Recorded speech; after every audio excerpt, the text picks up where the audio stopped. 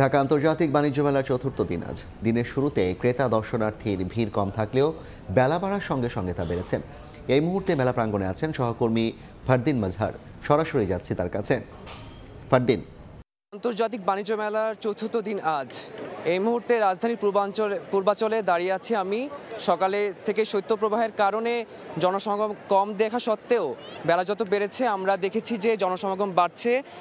মেলার ঠিক সম্মুখ প্রাঙ্গণে যেরকম পানির ফোঁটা দেখা যাচ্ছে সেখানে জনসমাগম অনেক বেড়েছে। সেখানে জনসাধারণ দাঁড়িয়ে এই মুহূর্তে সব কিছু পর্যবেক্ষণ করছে। আমরা দেখতে পেরেছি যে বেলা যত বেড়েছে তত জনসমাগম বাড়ার ফলে ক্রেতারা শুধুমাত্র যে কিনতে এসেছে তা না, তারা চারপাশ ঘুরে দেখেছে সবসময়। এবং মেলা আমরা জানতে পেরেছি মেলার 15 দিন শুধুমাত্র কেনাকাটার জন্য না এসে বেশিরভাগ মানুষই মেলাটা দেখতে বেশি আসে। এবং বিভিন্ন বয়সী মানুষদের জন্য মেলায় বিভিন্ন ধরনের কর্নার আছে, যেমন সিনিয়র সিটিজেনদের জন্য রয়েছে সিটিং কর্নার, শিশুদের নির্মল চিত্ত বিনোদনের জন্য ব্যবস্থা রয়েছে।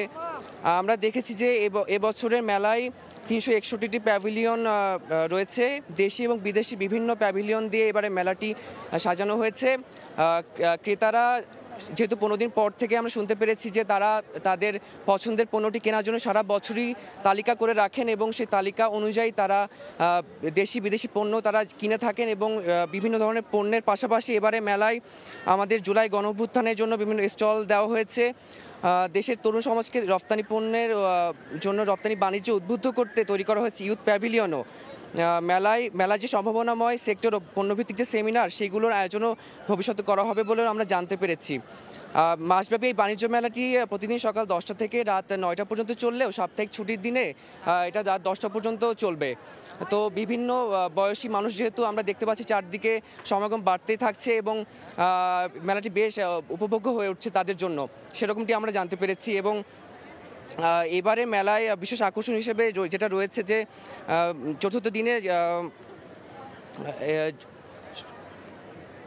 অনলাইনে তারা বিভিন্ন ক্যাটাগরি স্টল প্যাভিলিয়ন স্পেস বরাদ্দ দেওয়া হয়েছে। মেলায় এবারে মেলায় প্রথমবারের মতো টিকিটিংয়েরও ব্যবস্থা চালু করা হয়েছে। এই ছিল আমার কাছে ঢাকা আন্তর্জাতিক বাণিজ্য মেলা থেকে সর্বশেষ পরিস্থিতি।